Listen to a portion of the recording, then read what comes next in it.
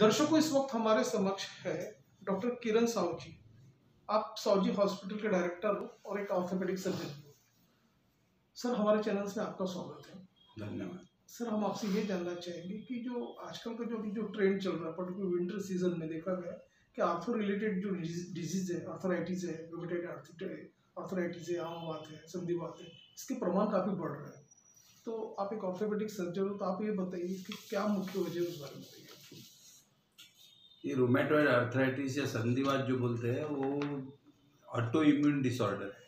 अपने शरीर में जो आईजीजी रहता है उसके अगेंस्ट में अपना शरीर ही एंटीबॉडी तैयार करता है। नॉर्मली ऐसा होता नहीं, पर कुछ पेशेंट्स में हेरिडिटरी भी रहता है।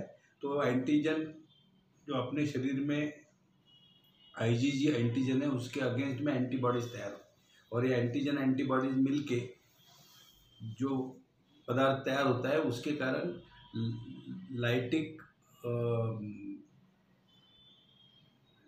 क्या बोलते हैं उसको, मतलब एक मिनट इसमें चलेगा।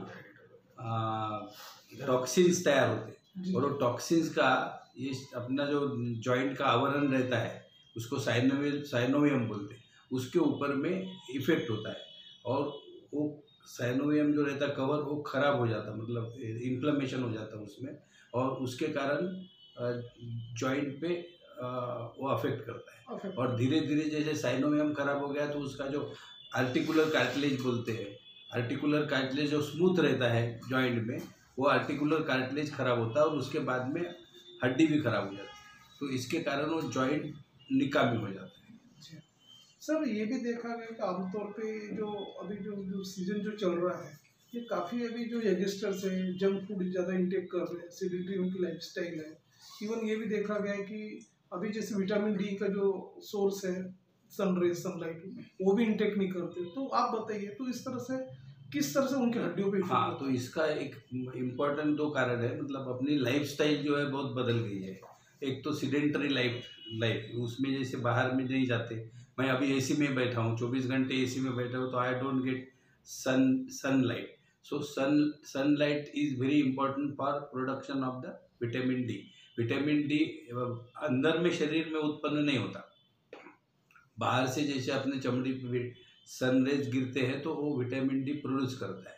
तो जैसे स्पेशली देखा जाए जो बुर्का पहन के जाते हैं या दिन भर 24 घंटे एसी में काम करते हैं जो एग्जीक्यूटिव, वो धूप में नहीं जाते, उसके कारण भी विटामिन डी डेफिशिएंसी होती है। और इनटेक में भी अपना कैल्शियम और विटामिन डी नहीं जाता है। मेनली लेडीज़ में वो जो उनका पोस्ट मेनोपॉजल पीरियड रहता है उसमें ज़्यादा ऑस्टियोपोरोसिस होता है और विटामिन डी डेफिशिएंसी होता है।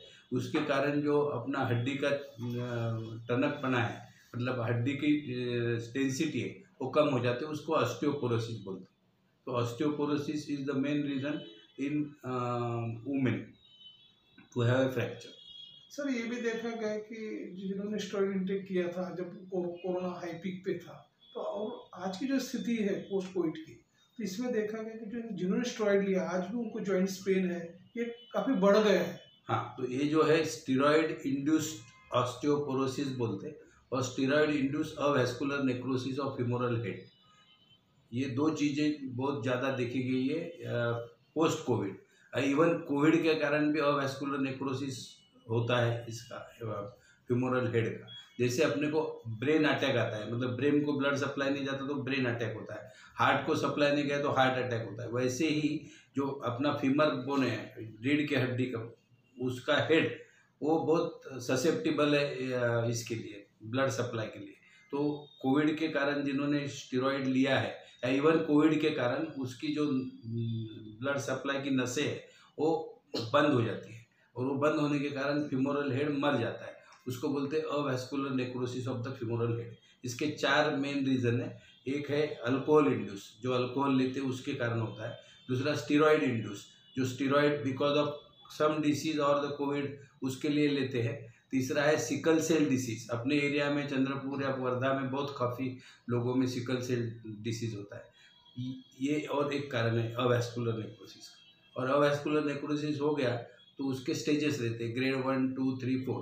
1 और 2 में अपन उसको कुछ रिजॉल्व कर सकते हैं, छोटे से ऑपरेशन से, लेकिन 3 और 4 में जॉइंट रिप्लेस करने के सिवा दूसरा इलाज नहीं रहता। सर जॉइंट रिप्लेसमेंट नौबत हुआ है, इससे पहले जो रहते हिप प्रिजर्वेशन सर्जरी बोलते, हिप सेविंग सर्जरी बोलते, हाँ। तो वो कितने कारगर है उस बारे में बताइए। अभी वो आजकल क्या है कि जॉइंट खराब हो गया कि रिप्लेसमेंट वो कॉमन हो गया है, जॉइंट रिप्लेसमेंट हिप का या नी का, पर we want to save the joint, hip joint, that is known as hip preservation treatment. तो हमारे नागपुर में जैसे डॉक्टर गोलर के साथ में हमने हिप प्रिजर्वेशन सोसाइटी भी तैयार की है, association, how to preserve the hip. तो आपने जैसा जो पूछा ना कि अवैस्कुलर नेक्रोसिस का ग्रेड 1 और 2 में अपन उसका इलाज करेंगे तो 3 और 4 ग्रेड में नहीं जाएगा, तो इसके कारण उसको जॉइंट रिप्लेसमेंट तो आगे करना पड़ेगा, पर डिले वो कर सकते हैं अपन उसको।